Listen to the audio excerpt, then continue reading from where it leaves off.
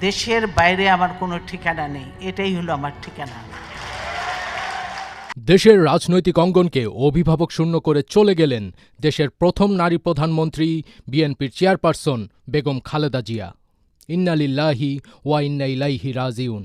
আজ মঙ্গলবার ৩০ ডিসেম্বর ভোর ৬টায় রাজধানীর এভারকেয়ার হাসপাতালে চিকিৎসাধীন অবস্থায় তিনি ইন্তেকাল করেন। ৮০ বছর বয়সী বেগম খালেদা জিয়ার মৃত্যু সংবাদটি নিশ্চিত করেন বেগম খালেদা জিয়ার ব্যক্তিগত চিকিৎসক ও বিএনপির জাতীয় স্থায়ী কমিটির সদস্য অধ্যাপক ডাক্তার এজেড.এম জাহিদ হোসেন।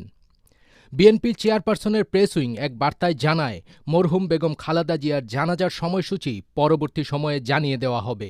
এতে আরও জানানো হয়, খালেদা জিয়ার ছেলে তারেক রহমানের স্ত্রী জোবাইদা রহমান, মেয়ে জাইমা রহমান, খালেদা জিয়ার প্রয়াত ছেলে আরাফাত রহমান কোকোর স্ত্রী সৈয়দা শামিলা রহমান, ২ মেয়ে জামিয়া রহমান, জাফিয়া রহমান, খালেদা জিয়ার ছোট ভাই শামীম এসকান্দার, তার স্ত্রী কানিস ফাতেমা, প্রয়াত সাইদ এসকান্দারের স্ত্রী নাসরিন এসকান্দার, খালেদা জিয়ার মেজ বোন সেলিনা ইসলাম সহ পরিবারের সদস্যরা এবং বিএনপির মহাসচিব মির্জা ফখরুল ইসলাম আলমগীর এ সময় হাসপাতালে উপস্থিত ছিলেন।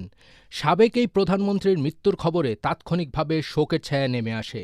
হাসপাতালের চিকিৎসক এবং নার্সদের অনেককে কান্নায় ভেঙে পড়তে দেখা যায়। এই শোক সংবাদ মুহূর্তের মধ্যে ছড়িয়ে পড়ে সোশ্যাল মিডিয়ায়।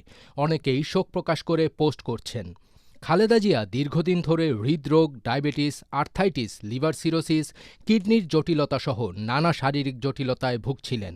গত ২৩ নভেম্বর শ্বাসকষ্ট দেখা দিলে দ্রুত তাকে রাজধানীর এভারকেয়ার হাসপাতালে নেওয়া হয়। তার মৃত্যুর মাধ্যমে বাংলাদেশের রাজনীতির এক ইতিহাসের সমাপ্তি ঘটল।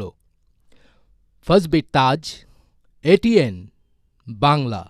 দেশের বাইরে আমার কোনো ঠিকানা নেই, এটাই হলো আমার ঠিকানা। এই দেশ, এই দেশের মাটি, মানুষই আমার সব কিছু। কাজে আমি দেশের বাইরে যাব না।